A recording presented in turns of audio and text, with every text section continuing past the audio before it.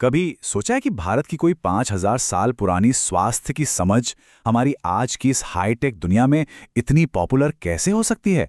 हम बात कर रहे हैं आयुर्वेद की, जो आज सिर्फ एक प्राचीन ज्ञान नहीं बल्कि एक ग्लोबल फिनोमिनन बन चुका है और हेल्थ को लेकर हमारी सोच को भी बदल रहा है। और देखिए, ये बस कोई कहानी नहीं है। वर्ल्ड हेल्थ ऑर्गेनाइजेशन के मुताबिक उनके 93 सदस्य देशों में आयुर्वेद की प्रैक्टिस की जाती है। ये आंकड़ा सच में चौंकाने वाला है और ये दिखाता है कि ये प्राचीन सिस्टम आज दुनिया के कोने-कोने में पहुंच चुका है।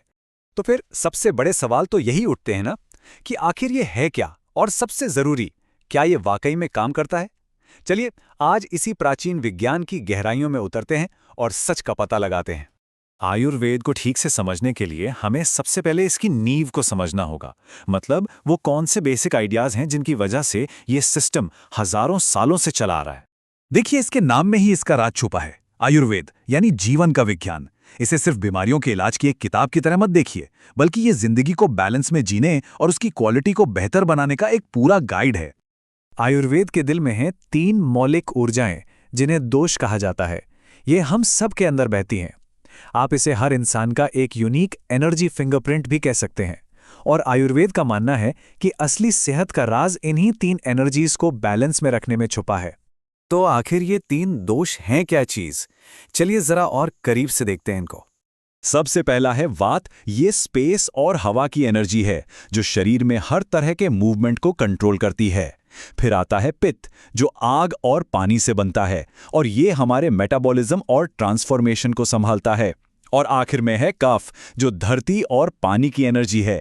ये शरीर के स्ट्रक्चर और लुब्रिकेशन के लिए जिम्मेदार है। आयुर्वेद कहता है कि जब भी इन शक्तियों का बैलेंस बिगड़ता है ना, बस वहीं से बीमारी की शुरुआत होती है। अब जहां ये फिलॉसफी लाखों लोगों के लिए बहुत मायने रखती है, वहीं पर कहानी में एक मोड़ आता है। ये मॉडर्न वेस्टर्न साइंस से सीधी टक्कर लेती है। कई साइंटिस्ट इन कॉन्सेप्ट्स को स्यूडो साइंस यानी छद्म विज्ञान मानते हैं। जैसा कि ये कोटेशन भी दिखाता है, आलोचकों का कहना है कि दोषों के होने का कोई ठोस वैज्ञानिक सबूत ही नहीं है। अच्छा, थ्योरी तो बहुत हो गई। अब जरा प्रैक्टिकल होके देखते हैं कि आयुर्वेद असल में काम कैसे करता है। इसकी सबसे फेमस थेरेपीज में से एक है पंचकर्म, जिसे अक्सर शरीर और मन की एक डीप क्लीनिंग कहा जाता है।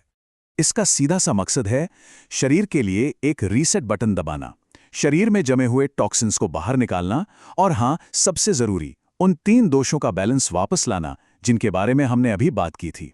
तो आज के जमाने का पंचकर्म कैसा होता है?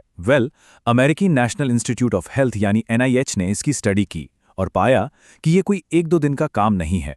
ये एक पूरा प्रोसेस है जो रिट्रीट पर जाने से पहले ही शुरू हो जाता है और वापस आने के बाद भी काफी समय तक चलता है।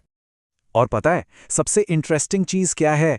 ये कि इस पुरानी प्रक्रिया को आज के हिसाब से कैसे ढाला गया है। पारंपरिक पंचकर्म में उल्टी कराने या खून निकालने जैसी काफी कठोर प्रक्रियाएं होती थीं, जिन्हें अब अक्सर हटा दिया जाता है।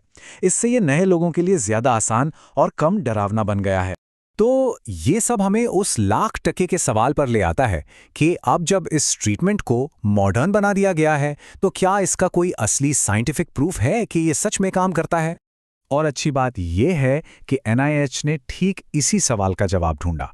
तो चलिए देखते हैं कि उनकी रिसर्च में क्या सामने आया है। तो जो रिजल्ट्स आए ना, वो बड़े ही दिलचस्प थे। मतलब कोई सीधा साधा जवाब नहीं मिला।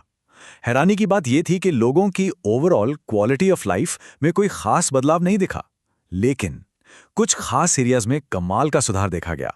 लोगों को ज्यादा सोशल सपोर्ट महसूस हुआ, उन्होंने ज्यादा पॉजिटिव हेल्थ आदतें अपनाई और 3 महीने बाद डिप्रेशन का लेवल भी कम पाया गया। तो बॉटम लाइन क्या है? बॉटम लाइन ये है कि भले ही इस प्रोग्राम ने सर्वे में किसी की लाइफ क्वालिटी का स्कोर नहीं बढ़ाया, पर ऐसा लगता है कि इसका लोगों के मेंटल और इमोशनल हेल्थ पर असली असर पड़ा। इसने लोगों को बेहतर महसूस करने और हेल्दी फैसले लेने में मदद की, जो अपने आप में एक बहुत बड़ा नतीजा है। लेकिन इन फायदों के साथ साथ कुछ बहुत ही गंभीर चिंताएं भी जुड़ी हैं, जिन्हें नज़रअंदाज नहीं किया जा सकता। स्यूडो साइंस के लेबल के अलावा एक असली सेफ्टी का मुद्दा भी है। रिसर्च में कुछ आयुर्वेदिक दवाइयों में लेड और मर्क्यूरी जैसी हेवी मेटल्स का खतरनाक लेवल पाया गया है, जो सेहत के लिए एक बहुत बड़ा खतरा है। तो अब जब आयुर्वेद पूरी दुनिया में फैल रहा है, तो जाहिर है इसे रेगुलेट करने और बचाने की ज़रूरत भी महसूस हो रही है, और इसके लिए भारत और अंतर्राष्ट्रीय संगठन दोनों ही कदम उठा रहे हैं। मिलिए भारत की ट्रेडिशनल नॉलेज डिजिटल लाइब्रेरी यानी TKDL से। ये एक कमाल की पहल है जिसे एक डिजिटल किले की तरह डिजाइन किया गया है, जो भारत के सदियों पुराने ज्ञान को विदेशी कंपनियों द्वारा गलत तरीके से पेटेंट कराने या उसका फायदा उठाने से बचाता है। और ये सिर्फ कोई दिखावा नहीं है, ये वाकई में काम कर रहा है। आज तक TKDL के सबूतों के आधार पर 265 पेटेंट एप्लीकेशंस को सफलतापूर्वक चैलेंज किया गया है, जिन्हें या तो वापस लेना पड़ा या बदलना पड़ा। ये प्राचीन ज्ञान का एक बहुत मजबूत डिफेंस है। और सिर्फ भारत ही नहीं, ग्लोबल लेवल पर WHO यानी वर्ल्ड हेल्थ ऑर्गेनाइजेशन भी एक्शन ले रहा है। उन्हीं सेफ्टी की चिंताओं को दूर करने और एक स्टैंडर्ड बनाए रखने के लिए उन्होंने ट्रेनिंग और प्रैक्टिस के लिए बेंचमार्क तैयार किए हैं। मकसद यह है कि आयुर्वेद जैसे जैसे दुनिया में फैले, सेफ्टी और असर दोनों टॉप प्रायोरिटी पर रहें। तो कुल मिलाके तस्वीर क्या बनती है? तस्वीर काफी उलझी हुई है। एक तरफ है सदियों पुरानी परंपरा जिसके साफ साफ साइकोलॉजिकल फायदे देख रहे हैं, और दूसरी तरफ है मॉडर्न साइंस की कठोर पड़ताल और कुछ बहुत ही गंभीर सुरक्षा चिंताएं। और ये हमें बहुत बड़े सवाल पर लाकर छोड़ देता है। आज की दुनिया में जो डेटा और सबूतों पर चलती है, उसमें इस प्राचीन ज्ञान का असली भविष्य क्या है? क्या ये सिस्टम्स वक्त के साथ बदल सकते हैं, या फिर ये हमेशा विज्ञान और परंपरा के बीच की इस खाई में ही रहेंगे? ये एक ऐसा सवाल है जिस पर हम सभी को सोचना होगा जब हम हेल्थ के भविष्य के बारे में बात करते हैं।